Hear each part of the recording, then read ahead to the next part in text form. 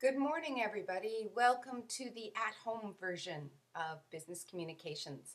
Just because snow stops us from being in class, it doesn't have to stop us from making progress through our materials. And because some of you have presentations that were either due this week or are due next week, and all of you want to get started on your individual projects, I thought I would videotape 3 short segments that will walk you through some of what we would have done in class and give you a great start on those individual projects. So in this clip, in a moment, I'm going to talk to you about making presentations and the key to making good presentations. Then in the second clip, I'm going to walk you through the requirements for the individual project presentations and through the file that I've posted here that says presentation outline, so that you'll have just a really good sense of how to find your message and how to put it together for the individual project presentation. The other thing I'm going to look at, of course, is the file marked blog outline. That will be in our third clip, and we'll walk through what is a blog, how do you put together those entries, how do you know they're good. So by the end of today, 3 short clips, less than 10 minutes each. Put those together with the 3 files I've posted this week, individual projects, presentation outline, and blog outline, and you will be good to go for next week. So let's start with the key to good presentations. I believe there's only one thing that really differentiates the presentations that you're willing to fully listen to and the presentations you wish you didn't have to listen to. And I think that one thing is having something to say. I think that we will listen to presenters, whether their English is good or rocky, whether their presentation style is good or nervous, whether they're a little bit abrasive or warm and friendly. We'll listen to them if they believe they have something to say. And I think the number one challenge for students is that you're given an assignment by somebody else, and it is really hard often to own the material so much that what you do is you project, I have a message for you. I have something I believe is worth saying. Now in class we would be splitting up into groups right now, and I'd be asking you to think about one thing at a time. The first thing I'd ask you to think about is a time in your life when you knew you had something to say, you knew what you should say, and you didn't say it. Maybe you didn't say it because you were scared. Maybe you didn't say it because you thought it would be impolite. Maybe you didn't say it because the person that you thought should hear it had too much authority and wouldn't listen. But for whatever reason, you had a message and you didn't say it. And I want you to really go there. I want you to really think about what it feels like when you know you have something to say and you can't get it out. And then I want you to also look at what were the implications for other people because you didn't say what you had to say. You had a message, you could see it so clearly, and you didn't tell your friend, or you didn't tell someone in your family, or you didn't tell your boss, or you didn't tell your teacher. And the thing I noticed with my classes on Monday is every single person has one of these stories.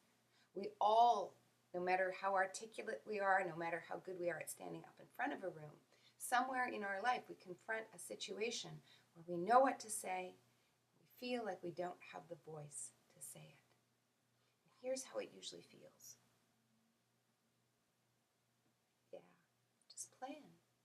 But if you play that way, if you hunch your shoulders over a little, the way they often are hunched over at the keyboard, and I think even over YouTube, you can hear that my voice changes. It kind of gets caught in my throat. And that's what it feels like when we have a message and we can't let it out. We get the tension here, we get tension in our shoulders, and we get the emotions that come with being tight and boxed in and restricted. And it doesn't feel good. Now, as presenters, we can shake it off. We can just pull our shoulders back, open up our chest for breathing, get a nice long back of our neck so that this is nice and open. And we can be what my vocal coach calls vocal athletes. Yeah, did you ever think about that? Your voice is a physical thing, and you can condition it in the same way that athletes control their other muscles. You can work to make sure these muscles here are nice and loose so that you get great resonance coming not just from your vocal cords, but up and moving the sound through your whole face and through your whole chest and projecting out into the room. And that's what you sound like when you have a message that you really believe in. Because here's how people with a message they really believe in stand naturally. They pull their shoulders back, they make their chest nice and broad, they stand firmly on their feet, and they breathe from their gut, from their diaphragm. And what does that do? It supports this rich, interesting voice. It's different for every single person, but for every person, that voice that comes right from the gut is your best voice. It's the voice people most want to hear. Now think about a time when you knew you had something to say and you managed to say it. And as you think about that feeling of, yes, I got to say this, this is the right thing. Yes, this person really needs to hear this. Or maybe a room full of people really need to hear this. Yes, this is a good idea, and I can put it out there.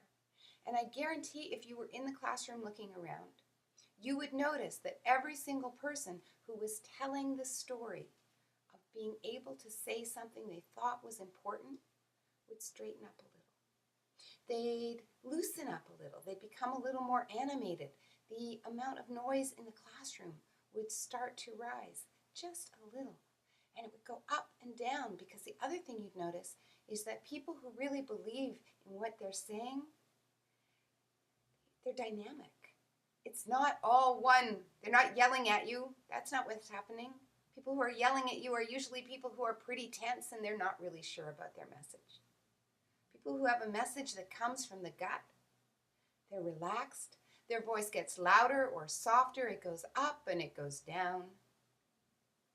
And you can hear it in the room. If you think about one person at a time, it's hard.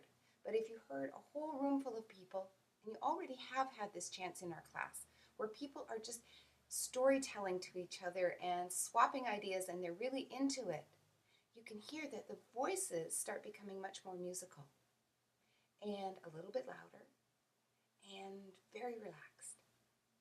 And that's where we speak from when we know that we have something to say.